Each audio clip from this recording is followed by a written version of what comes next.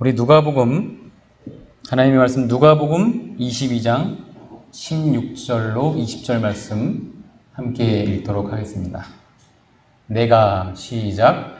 내가 너희에게 이르노니 이 유월절이 하나님의 나라에서 이루기까지 다시 먹지 아니하리라 하시고, 또 떡을 가져 살해하시고 떼어 저희에게 주시며 가라사대, 이것은 너희를 위하여 주는 내 몸이라. 너희가 이를 행하여 나를 기념하라 하시고, 저녁 먹은 후에 또 잔도 이와 같이 하여 가라사대, 이 잔은 내 피로 세우는 새 언약이니 곧 너희를 위하여 붓는 것이라. 아멘. 네, 은혜로운 찬양으로 하나님께 영광 돌려주신 산 선교사님 감사합니다. 오늘은 그동안 코로나로 인하여 할 수 없었던 이 성만찬 예식을 거행하는 뜻깊은 안식일입니다. 이 유월절 어린 양이신 예수님께서 십자가에 돌아가시기 몇 시간 전 12제자와 함께 유월절 만찬 자리에서 제자들의 발을 씻기시며 그들의 마음의 교만과 이기심을 씻기셨습니다. 지난주에 그 말씀을 제가 대언해 드렸고요. 그리고 나서 예수님께서는 다음과 같이 말씀하셨습니다. 내가 너희에게 이르노니 이 유월절이 하나님의 나라에서 이루기까지 다시 먹지 아니하리라. 이 말씀은요, 이제 이 땅에서는 기존의 유월절 제도를 끝내시겠다는 의미였습니다. 왜냐하면 흠없는 하나님의 어린 양이신 예수 그리스도는 자기 자신을 속죄물로 십자가에 막 바치려고 하셨기 때문입니다. 그리고 유월절 대신에 성만찬 예식으로 유월절 어린 양이신 자기 자신을, 예수님을 기념하라고 말씀하신 것이죠. 또 떡을 가져 살해하시고 떼어 저희에게 주시며 가라사대, 이것은 너희를 위하여 주는 내 몸이라. 너희가 이를 행하여 나를 기념하라. 이렇게 나를 이 성만찬 예식을 통해서 기념하라 라고 말씀하셨어요. 저녁 먹은 후에 잔도 이와 같이 하여 가라사대, 이 잔은 내 피로 세우는 새 언약이니 곧 너희를 위하여 붓는 것이라. 여러분, 여기에서 이 새 언약이라는 말씀 역시 옛 언약인 유월절 대신에 성만찬 예식을 세우신다라는 의미였던 것입니다. 예수님께서는 십자가상에서 운영하실 때 여러분, 그 순간에 성소 휘장이 위에서부터 아래로 찢어진 일은요, 모든 제사제도와 절기들이 예수 그리스도의 그 십자가 죽으심으로 말미암아 이제 폐지되었다는 하늘의 표징이었던 것입니다. 우리 에베소서 2장 15절 말씀 함께 읽어볼까요? 시작. 원수된 것 곧 의문에 속한 계명의 율법을 자기 육체로 폐하셨으니 이는 이 둘로 자기 안에서 한 새 사람을 지어 화평하게 하시고 라고 기록되어 있죠. 이 말씀에 기록된 의문에 속한 계명의 율법은요, 이 유대인들과 이방인들을 눈에 띄게 분리시킨 제사제도와 절기 등을 의미하는 것이었습니다. 시대의 소망에도 다음과 같이 기록되어 있는데요. 그분은 제자들과 함께 유월절을 잡수실 때에 그분의 큰 희생에 대한 기념이 될 예식을, 이 예식은 성만찬 예식을 가리키는 것이죠. 이 성만찬 예식을 유월절 대신으로 세우셨다라고 기록하고 있습니다. 유대인들의 민족적 축제일인 유월절은 이 땅에서 그때 당시 끝나려고 했던 것이고요. 그리스도께서 세우신 성만찬 예식은 각 시대를 통하여 모든 나라에서 당신을 따르는 자들이 지켜야 할 예식이었던 것입니다. 우리는 그 예수님의 명령을 따라 오늘 성만찬 예식을 거행하려고 하는 것입니다.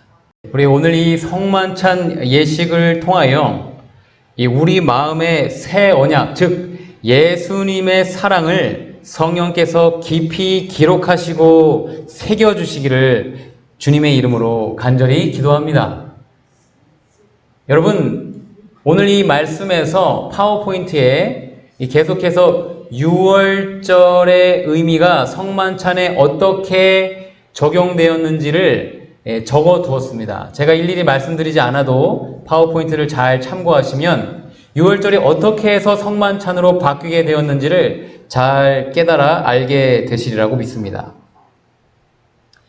여러분, 유월절이 성만찬으로 대체되었기 때문에 오늘 우리가 거행할 이 예식을 올바로 이해하려면요, 유월절의 깊은 의미들과 함께 살펴볼 필요가 있는 것입니다. 이 유월절의 원어는 페사흐인데 넘어가다, 뛰어넘다라는 의미를 가지고 있어요. 한자의 뜻도요, 넘을 유자에 건널 월자, 그리고 마디 절자를 사용합니다. 유월절이 시작된 배경을 좀 살펴보면요, 출애굽기 4장에 여호와 하나님께서 모세를 가시떨기 나무에서 이스라엘 백성들을 구원할 구원자로 부르실 때 다음과 같이 말씀하십니다. 함께 읽어보겠습니다. 시작.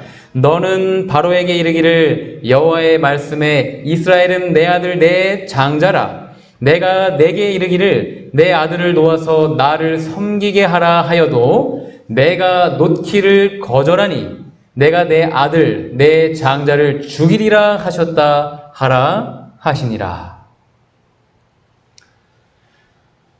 유다가 성만찬 때 자신을 팔 것을 미리 알고 계셨던 예수님께서는 애굽에 9 재앙을 내려도 바로가 끝까지 완고하게 하나님을 거절할 것을 미리 아시고 처음부터 이렇게 말씀하신 거예요. 여러분, 그런데 왜 자비로우신 하나님께서 애굽에 10 재앙을 내리셨을까요? 여기 애굽에 내렸던 10 재앙을 여러분 잠시 살펴보면, 물이 피로 변하는 피재앙, 그리고 개구리 재앙, 이재앙, 파리 재앙, 돌림병 재앙, 악성 종기 재앙, 우박 재앙, 메뚜기 재앙, 흑암 재앙, 그리고 장자 재앙까지 있죠. 여러분, 사단은 이 10 재앙을 우리로 하여금 오해하도록 만드는데, 우리가 이 재앙들을 결코 오해해서는 안 됩니다. 이 재앙들은요, 하나님께서 인간들에게 노하셔서 인간들을 벌하시고 치신 사건이 결코 아니에요.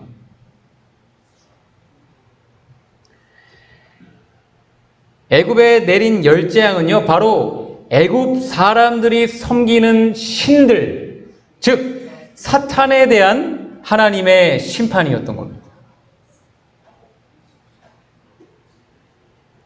출애굽기 12장 12절에 분명히 기록되어 있어요. 내가 그 밤에 애굽의 모든 신에게 벌을 내리리라. 나는 여호와로라. 누구에게 벌을 내리신다고 말씀하시고 있어요? 애굽의 신들에게 벌을 내리는 겁니다.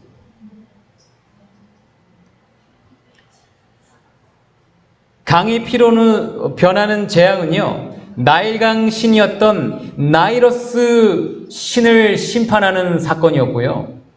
개구리 재앙은 재생산의 여신 헤크트 신을 심판하신 거예요. 이 재앙은 땅의 신 셉을 심판하신 사건이고요. 파리떼 재앙은요, 투구풍뎅이 신 캠페라 신을 심판한 사건입니다.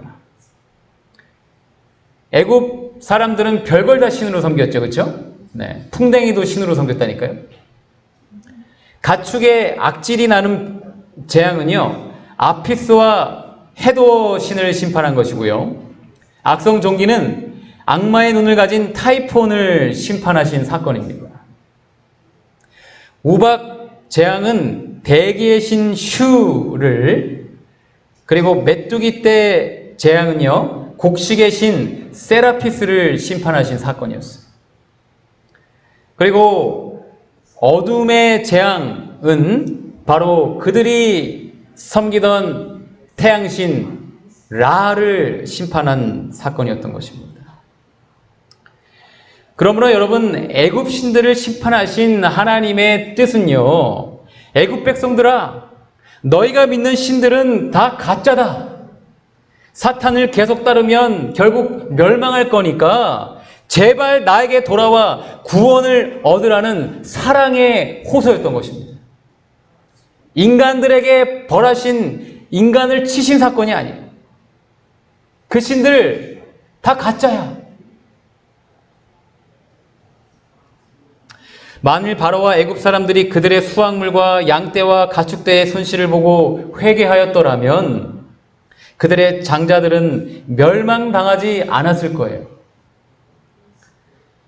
애굽이 하나님의 자비의 경고들을 무시하고 완강하게 끝까지 거절했기 때문에 이제 최후의 재앙이 막 내리려 하고 있었던 것입니다. 이 10번째 재앙은요, 하나님께서 생명의 신 프타를 심판하신 사건이었어요. 모세는 이제 죽음을 무릅쓰고 마지막 경고의 기별을 가지고 바로에게 가서 전하죠. 여러분, 이 끝까지 생명을 위한 안전 경고를 무시하면 어떻게 되는지 우리 한 영상을 보시도록 하겠습니다. 2018년 3월 8일 미국 뉴저지에 사는 앤서니는 강력한 태풍이 몰아친 날에 아버지 집에 진입로를 공사하려고 차를 몰고 있었습니다. 하지만 태풍이 동네의 전신줄을 다 헤집어 놓아 동네 집마다 전기가 멈췄고 그에 집어진 전선들은 전원이 계속 들어온 상태로 나무 위에 걸쳐져 있거나 바닥에 널려 있었습니다. 이 전선들 때문에 도로 곳곳은 진입 금지 구역으로 지정됐고 교통 상황은 말이 아니었는데 그는 이런 것에 시간을 낭비하고 싶지 않았고 진입 금지 구역으로 표시된 주황색 고가를 빙 돌아 도로에 진입했을 때 차가 전선을 받자 그대로 불길이 솟아올라 남자는 최후를 맞았습니다. 참고로 이 남자의 직업은 전기기사라고 합니다. 네. 거기 들어가면 위험해요. 거기 끝까지 들어가면 결국 죽습니다. 이런 생명을 위한 안전 경고를 끝까지 무시했을 때 당한 그 사람의 결말은 죽음이고 멸망이었던 것입니다. 애굽의 열재앙은 이 하나님의 최후의 심판을 예표하는데요. 양과 염소의 비유를 보면 오른편 양은 의인들을, 또 왼편 염소는 악인들을 의미합니다. 예수님께서는 의인들에게는 영광의 천국을 상속하라 하시고 악인들에게는 다음과 같이 말씀하시지요. 또 왼편에 있는 자들에게 이르되 저주를 받은 자들아 나를 떠나 마귀와 그 사자들을 위하여 예비된 영영한 불에 들어가라. 여러분, 이 영영한 불은 누구를 위한 불이라고요?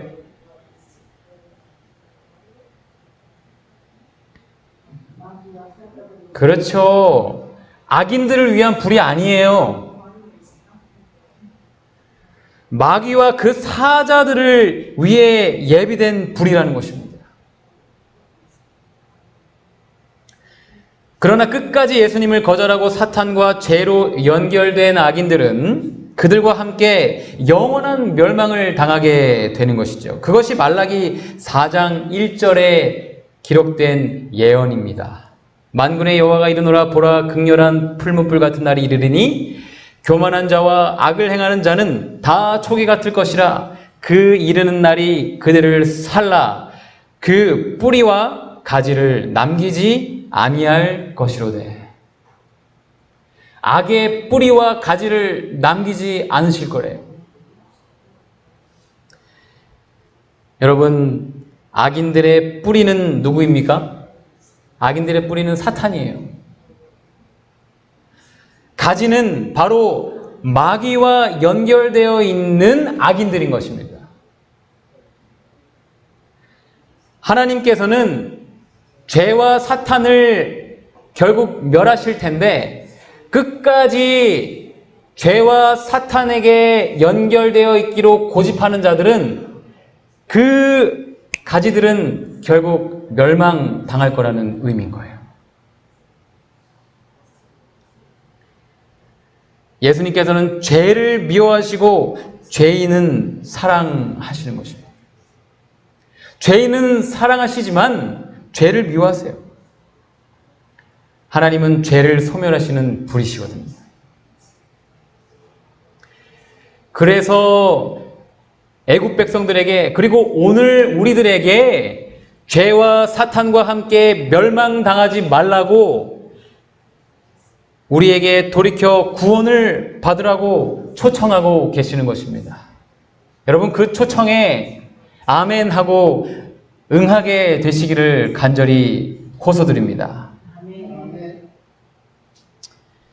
이 10번째 재앙을 지팡하기 전에 여호와께서 모세를 통하여 이스라엘 자손에게 어떻게 안전하게 보호될 수 있는지 지시를 주셨어요. 그것은 모든 가정에서 흠없는 새끼 양이나 새끼 염소를 잡아서 우슬초 묶음으로 그 피를 집 좌우 설주와 인방에 뿌려서 멸망시키는 천사가 그 집에 들어오지 않게 하여야 했던 것입니다. 그리고 그 밤에 그 고기를 불에 구워 무교병과 쓴나물과 아울러 먹게 하셨어요. 그것을 난로나 물에 삶아서나 먹지 말고 그 머리와 정강이와 내장을 다 불에 구워 먹도록 하셨습니다. 또 아침까지 남겨두지 말고 아침까지 남은 것은 곧 소화해야 했습니다. 태워야 했다는 것입니다. 그리고 6월절 고기는 이렇게 먹어야 했는데요. 우리 함께 읽어볼까요? 시작. 허리에 띠를 띠고 발에 신을 신고 손에 지팡이를 잡고 급히 먹으라. 이것이 여호와의 6월절이니라. 하나님께서 애굽 땅을 칠 때에 그 피가 이스라엘에 거하는 집에 있어서 그들을 위한 표적이 될 것이었습니다. 하나님께서 그 피를 볼 때 그들을 넘어가실 것이었어요. 재앙이 이스라엘 백성에게 내려 멸하지 아니하리라고 선언하셨던 것입니다. 그리고 여호와 하나님의 말씀 그대로 이루어졌죠. 이 큰 구원을 기념하여 이스라엘 백성들은요, 자자손손 해마다 예수님 시대 당시까지, 예수님께서 십자가에 못 박히시기 직전까지 6월절을 지켜왔던 것입니다. 여러분, 이 6월절은요, 기념적인 동시에 표상적인 것인데요. 그것은 과거에 애굽에서 구원받은 사실을 가리킬 뿐만 아니라 장차 그리스도께서 당신의 백성을 죄의 속박에서 그리고 죄악의 세상으로부터 구원하시기로 되어 있는 더 큰 이 구원을 예표하는 것이었습니다. 그리고 이 희생 제물로 바쳐진 어린 양은 우리들의 구원의 유일한 희망이신 하나님의 어린 양 곧 예수 그리스도를 의미하는 것이었습니다. 사도 바울은요, 고린도전서 5장 7절에 우리의 유월절 양 곧 그리스도께서 희생이 되셨느니라 라고 기록하였어요. 그런데 여러분, 이 유월절 양을 죽이는 것만으로는 충분하지가 않았어요. 어떻게 해야 했습니까? 죽이고 끝입니까? 아니죠. 어떻게 했죠? 그 피를 문설주에 또 임방에 발라야 했습니다. 여러분, 이것은 어떤 의미가 있냐면요, 예수 그리스도의 보혈의 공로가 우리 각 영혼에게 적용되어야 함을 의미하는 거예요. 각 영혼에게. 우리는 그분께서 온 세상을 위하여 죽으셨다는 사실뿐만 아니라요, 예수님께서 나 자신을 위해서 죽으셨다는 것을 믿어야 하는 거예요. 예수님 속죄와 희생의 공로로 우리 자신에게, 여러분, 예수 그리스도의 그 피가 바로 나 자신을 위한 것임을 믿고 내 삶에 적용하게 되시기를 이 시간 간절히 기도합니다. 이 피를 뿌릴 때 사용된 우슬초는요, 정결케 함의 상징이었습니다. 이 구약 성경에 보면 문둥병자와 죽은 사람을 만짐으로 부정하게 된 사람들을 정결케 하는 데 쓰였던 것이 바로 이 우슬초였어요. 그래서 여러분, 다윗이 범죄한 이후에 회개의 기도를 할 때에 그 우슬초의 의미가 이렇게 담겨 있죠. 함께 읽어볼까요? 시작. 우슬초로 나를 정결케 하소서. 내가 정하리이다. 나를 씻기소서. 내가 눈보다 희리이다.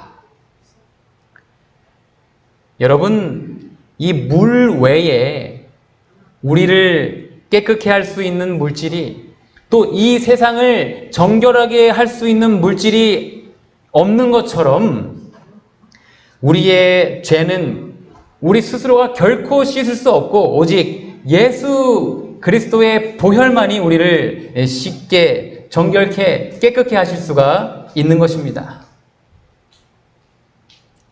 지난주 장맛비가 내려서 이 가뭄으로 이끼가 끼고 더러웠던 이 조양강을 정말 깨끗이 청소를 하고 있어요.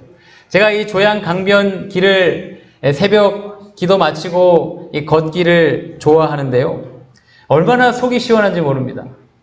옆에 이 이끼들이 막 싹 씻겨 내려가는 것처럼 보여서 너무 좋아요.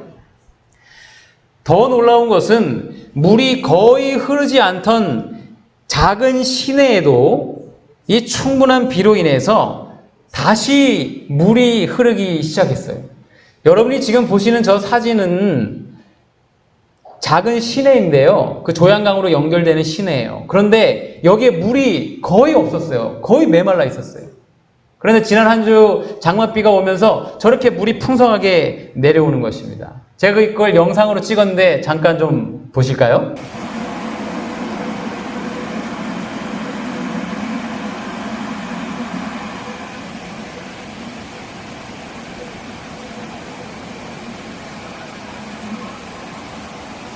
참 얼마나 시원합니까, 그렇죠?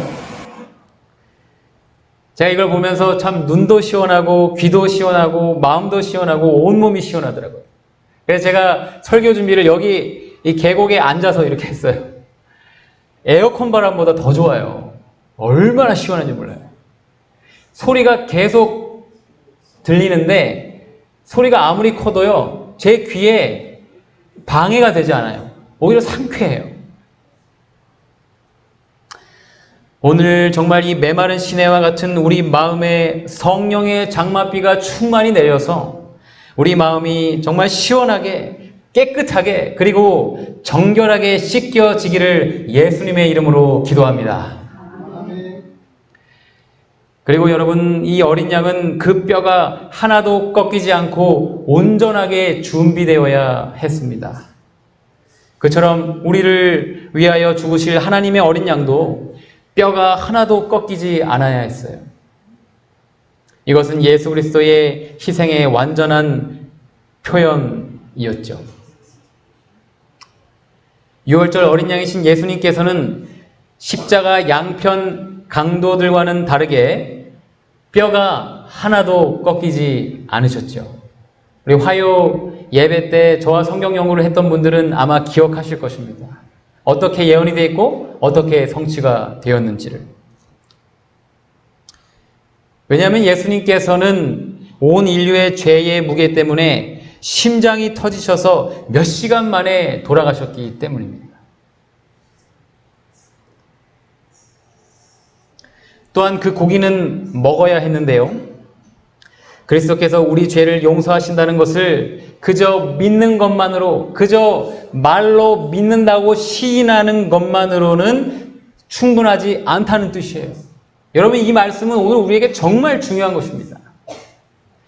예수님께서는 요한복음 6장 53절 54절에 내가 진실로 진실로 너희에게 이르노니 인자의 살을 먹지 아니하고 인자의 피를 마시지 아니하면 너희 속에 생명이 없느니라. 내 살을 먹고 내 피를 마시는 자는 영생을 가졌다라고 말씀하고 계세요. 여기 염낭거미의 새끼들이 부활을 했는데요. 어떤 일이 벌어지는지 영상으로 보시도록 하겠습니다. 세상에 나오는 지금 이 순간부터 새끼들은 스스로 먹잇감을 구해야 한다. 험난한 세상과 맞서기 위해선 영양 보충이 절실할 수밖에 없다.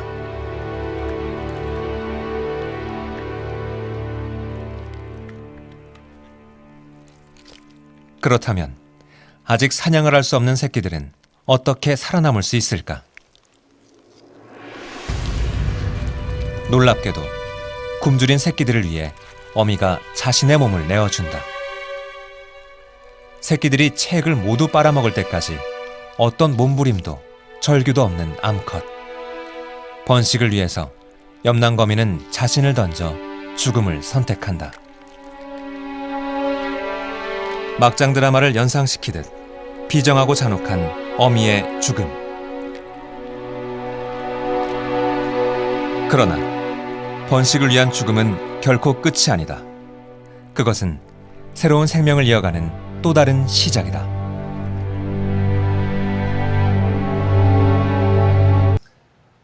여러분, 어떻게 자기 몸을 자기 새끼들에게 줄 수가 있을까요? 여러분, 이 염낭거미 어미에게 이런 사랑을 심어주신 분이 누구실까요? 여러분, 저는 이 혐오스러운 어미거미의 사랑과 희생을 통해 우리를 위해 십자가에서 모든 죄를 뒤집어 쓰고 혐오스러운 뱀과 같이 되셔서 정말 징그러운 우리 죄인들을 살리기 위해 살과 피를 아낌없이 내어주신 그 예수 그리스도의 사랑을 더욱 깊이 깨달아 알게 되었습니다. 여러분, 이 시간 그 예수 그리스도의 사랑을 마음으로 깊이 느끼고 감동하고 경험하게 되시기를 간절히 기도합니다.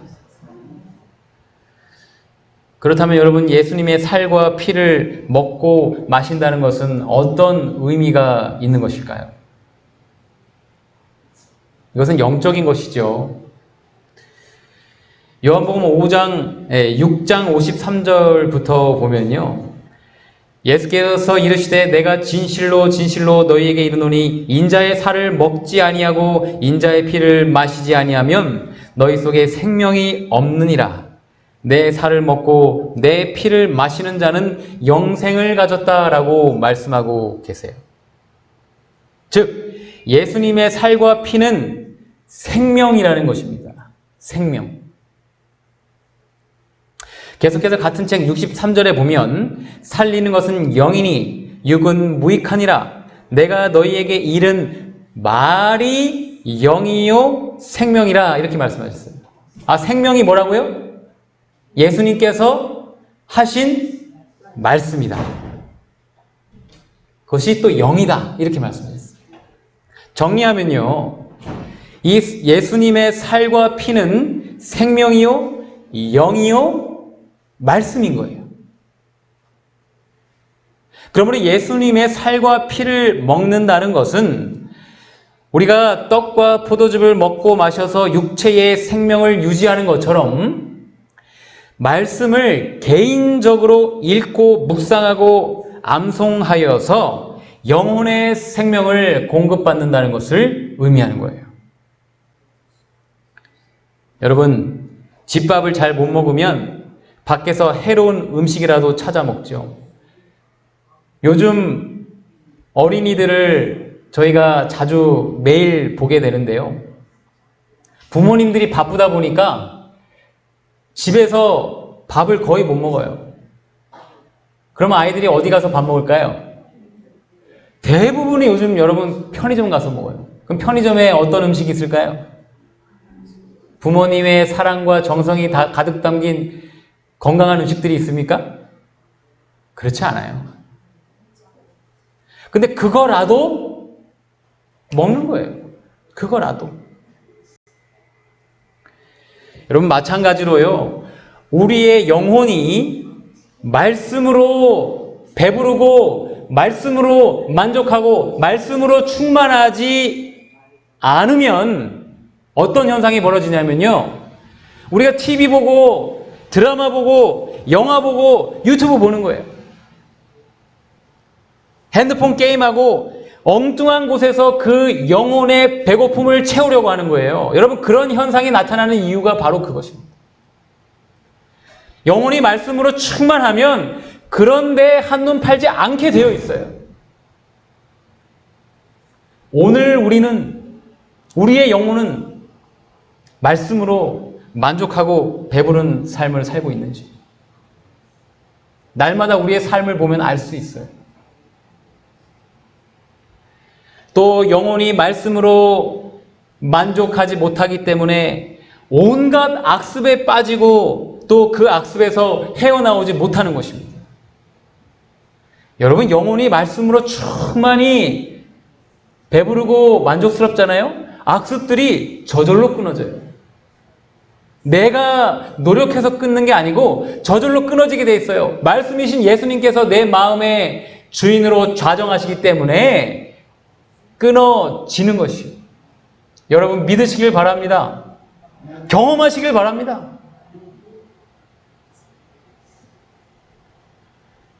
여기 시대의 소망 390페이지 말씀 함께 읽어볼까요? 시작. 사람마다 스스로 하나님의 말씀으로부터 생명을 얻어야 한다. 자양분을 위하여 스스로 먹지 않으면 안 되는 것처럼 우리도 그 말씀을 우리 각자를 위하여 받지 않으면 안 된다, 이렇게 기록되어 있어요. 여러분, 우리는 단지 다른 사람의 지식을 중개로 하여서만 말씀을 얻어서는 안 됩니다. 다시 말하면 목사님들 설교만 들어서 안 된다, 이 말이에요. 직접 먹어야 돼요. 직접.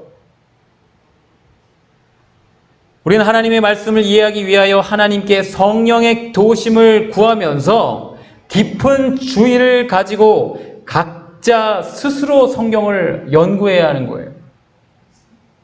이것만이 우리의 영혼을 배부르게 하는 길이에요. 그러면 우리가 말씀을 어떻게 먹을 수 있는가? 그 방법까지 나와 있어요. 우리는 한 구절을 취하여, 너무 욕심부리지 말고요.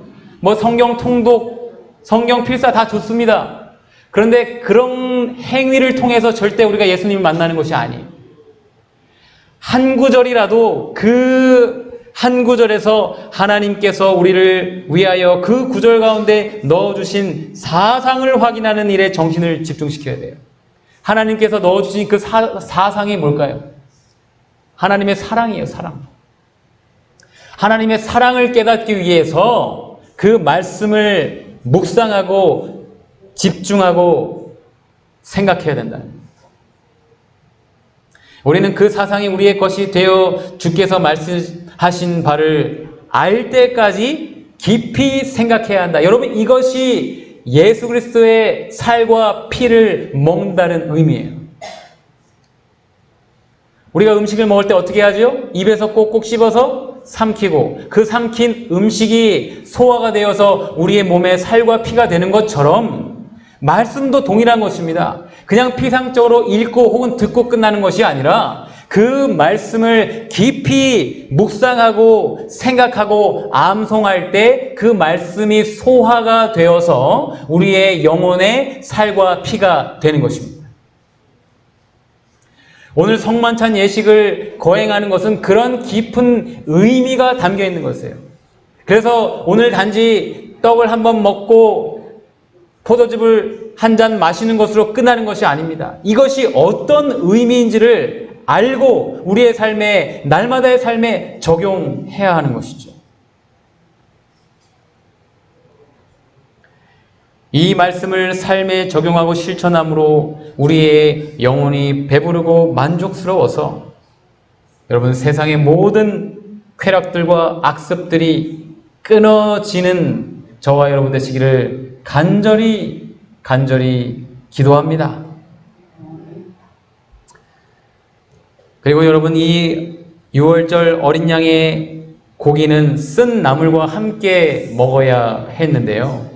이것은 애굽에서 노예 생활을 하던 때의 고통을 회상하기 위함이었습니다. 그와 같이 우리도 성만찬 예식을 통하여 우리의 죄를 통회하여야 하는 것입니다. 오늘 이 성만찬 예식을 통해 성령께서 우리에게 충만히 임하셔서 우리의 죄를 슬퍼하고 죄에서 떠나게 해주시기를 예수님의 이름으로 기도합니다. 이 6월절에 무교병을 먹는 것 역시 깊은 의미가 있는데요. 이 절기 동안에 이스라엘 백성들의 각 가정에 누룩이 없어야 했습니다. 여러분 이 누룩은 무엇을 상징하지요? 이 누룩은 죄를 상징하는 것입니다. 이처럼 이 죄의 누룩도 그리스도로부터 생명과 영향을 받고자 하는 우리들에게서 제거되어야 하는 거예요. 바울이 고린도 교회에 보낸 편지에 보면 새 덩어리가 되기 위하여 묵은 누룩을 내어버리라. 우리의 유월절 양 곧 그리스도께서 희생이 되셨느니라. 이러므로 우리가 명절을 지키되 묵은 누룩도 말고 괴악하고 악독한 누룩도 말고 오직 순전함과 진실함에 누룩 없는 떡으로 하자라고 기록하고 있습니다. 오늘 이 말씀이 우리의 삶에서 이루어지고 또 체험되기를 간절히 바랍니다. 여기서 이 명절, 명절은요, 영적인 유월절, 즉 성만찬을 의미하는 것입니다.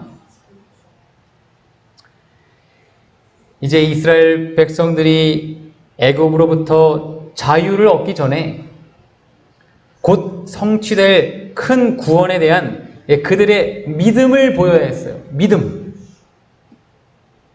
피의 표적이 그들의 집에 있어야 했으며 그들은 자신과 가족들을 애굽 사람들과 분리시켜서 그들의 집안에 불러 모아야만 했습니다.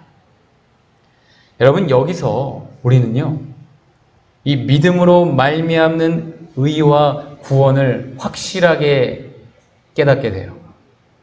믿음으로 말미암는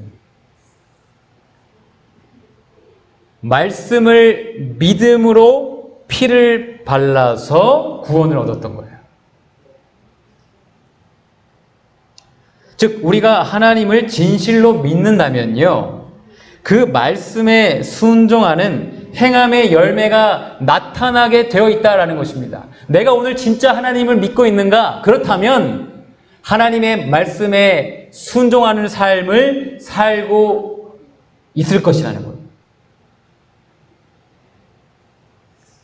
왜냐하면 영혼 없는 몸이 죽은 것 같이 행함이 없는 믿음이 죽은 것이기 때문입니다. 여러분 기억하시길 바랍니다. 이스라엘 백성들은 자신들의 행함으로 구원받은 게 아니에요. 유월절 어린 양의 피를 발라서 구원받은 게 아닙니다. 어린 양의 피를 문 임방과 문설주에 바르면 살리라 라는 말씀을 믿었기 때문에 믿음으로 말미암아 구원을 얻은 거예요. 그 믿음이 단지 무엇으로 나타난 것입니까? 순종으로, 행함으로 나타났던 거예요. 그들은 믿음으로 구원을 얻었어요. 노뱀을 쳐다보면 살리라라는 말씀을 믿은 자들은 어떻게 했을까요? 그 노뱀을 쳐다보았고 구원을 얻었죠. 믿음으로 구원 얻은 거예요. 오늘도 이 말씀을 믿는 자들은 노뱀 대신 예수 그리스도만을 바라보며 생각하며 살고 있을 거란 뜻이에요. 여러분, 오늘 우리는 이 말씀을 진짜 믿고 있습니까? 이 말씀을 진짜 믿는다면 오늘도 우리는 예수 그리스도를 바라보며 살고 있을 거라니까요.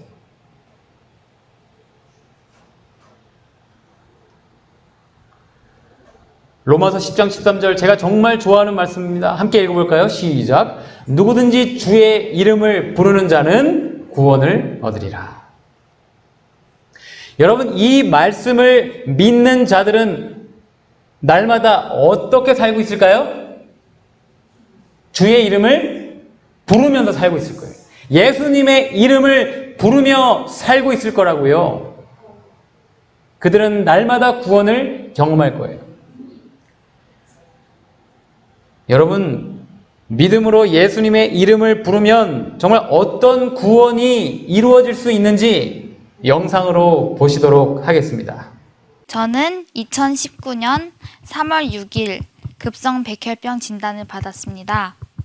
폐렴도 왔습니다. 저는 살면서 병원을 가본 적이 없고 감기도 1년에 한 번씩만 와서 건강하여서 저와 제 가족은 충격을 받았습니다. 저는 4차 항암과 이식전 항암을 하고 즉 34번을 맞았으며 엄마 조혈모 이식을 받았습니다. 피를 토하고 구토를 하고 열이 나고 아프면서 제 고집과 제 버릇은 나빠졌습니다.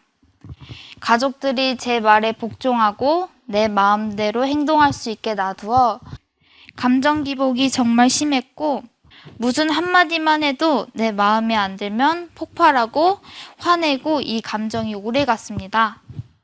원장님께서 기도해 주시고 하나님의 은혜로 점점 수위가 줄었습니다. 지금도 시험이 오지만 예수님을 불러 30분 이내에 감정을 처리하는 연습을 하고 있습니다. 지금은 전보다 분별력이 생겨 생각이 들어오지만 사단이구나. 예수님을 불러 그 생각을 쫓는 연습과 맡기는 연습을 하고 있습니다. 과거에는 별것도 아닌 다른 사람의 말로 시험이 들어와 제 마음이 너무 괴로웠습니다. 그때마다 원장님께서 초연하게 가라고 많이 말씀해 주셨습니다. 지금은 별것도 아닌 일에 나름 초연하게 지나가고 있고 이 시험으로 힘들 때 항상 제 기도 제목은 별것도 아닌 일에 신경 끄게 해주세요 였는데 저를 서서히 변화시켜 주신 하나님께 참 감사드립니다. 또 저는 걱정을 많이 합니다. 잠언 17장 22절을 보면 마음의 즐거움은 양약이라도 심령의 근심은 뼈를 마르게 하느니라 라는 말씀이 있습니다. 걱정은 몸에 안 좋으니 이제 안 하려고 결심합니다. 저는 쉼터에 있으면서 키도 자랐고 몸무게도 늘었으며 전에 해보지 못했던 다양한 체험을 하게 되어서 참 감사합니다. 여러분, 예수님의 이름을 믿음으로 불렀더니 급성 백혈병이 나았어요. 제가 어제 이 여학생이 어떻게 지냅니까? 라고 물었더니 건강하게 학교 잘 다닌다고 해요. 여러분, 예수님의 이름을 부르면 정말 구원이 확실합니까?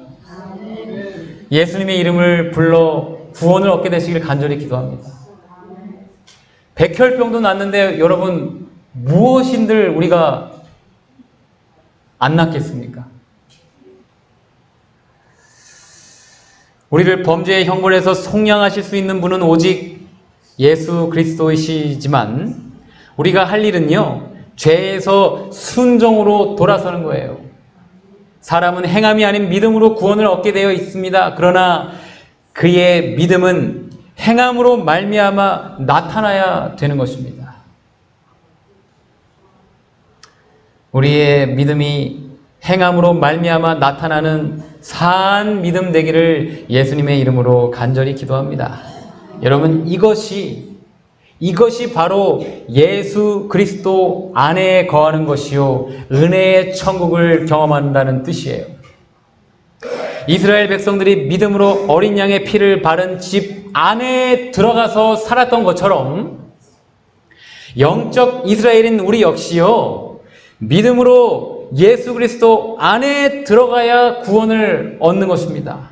여기가 은혜의 천국이라니까요. 우리가 눈에 보이지 않는 은혜의 천국 안에 있는지, 그러면 은혜의 천국 밖에 있는지 어떻게 알 수 있을까요? 마음이 기쁘고 평안하면 예수님 안에 있는 거고요. 마음이 불안하고 우울하고 걱정하고 분노하면 어디에 있는 거예요? 은혜의 천국 밖에 있는 거예요. 그때 뭐 하면 돼요? 예수님을 부르면 돼요. 예수님의 이름을 부르면 즉시 은혜의 천국 안으로 우리가 들어간다니까요.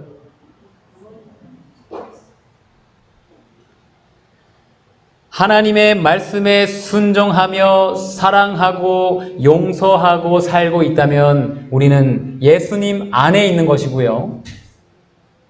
우리가 교회에 왔다 갔다 하지만 하나님의 말씀을 어기고 다른 사람을 미워하고 용서하지 못하고 원한을 품고 계속 있으면 어디에 있는 거예요? 은혜의 천국 밖에 있는 거예요. 그 사람들에게 구원 없습니다. 은혜의 천국 안에 있는 자들만이 영광의 천국에 들어가는 거예요. 이스라엘 백성들은 거기에 속았어요. 영광의 천국만을 기다리면서 날마다의 삶에서는 은혜의 천국 밖에서 살았던 것입니다. 여러분, 오늘은 우리는 예수님 안에 있습니까? 아니면 은혜의 천국 밖에 있습니까?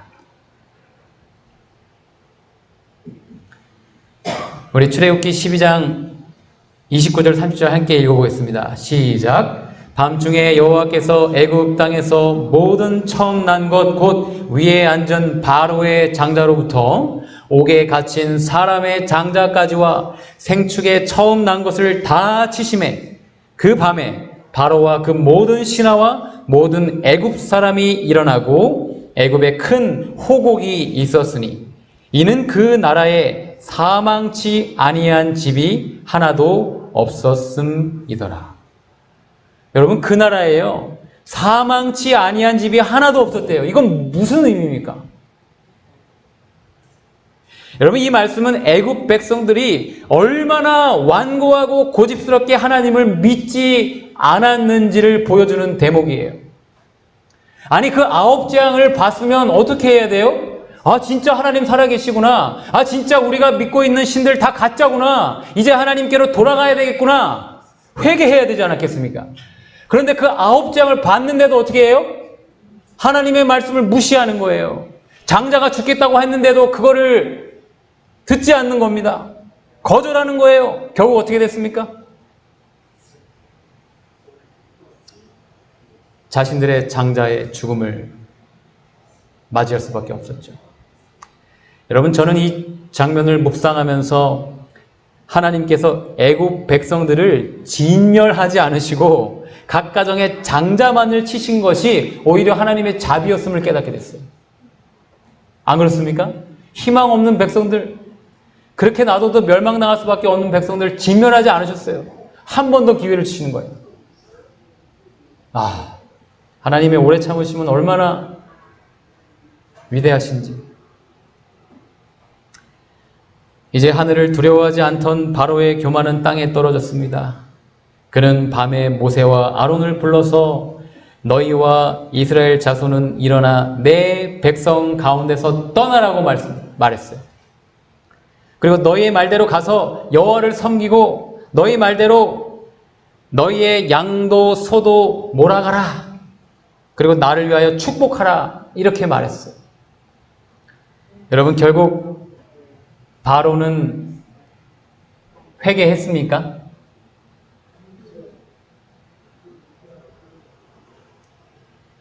아니죠. 장자들이 죽었는데도 끝까지 하나님의 백성들을 쫓아오다가 스스로 자신들의 목숨까지 잃어버리고 말았습니다. 여러분, 유다는 예수님께서 자신을 끝까지 사랑하신 것을 알았지만 완고하게 사단의 생각을 고집하여서 스스로 목숨을 끊고 말았지요. 바로나 유다나 별반 다른 게 없는 것이요. 여러분, 우리 중에는 정말 바로나 유다와 같은 자들이 결코 없기를 간절히 기도합니다.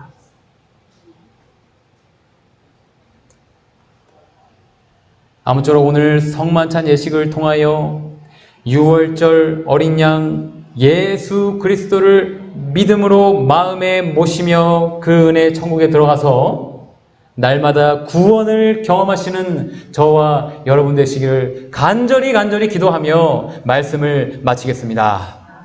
아멘.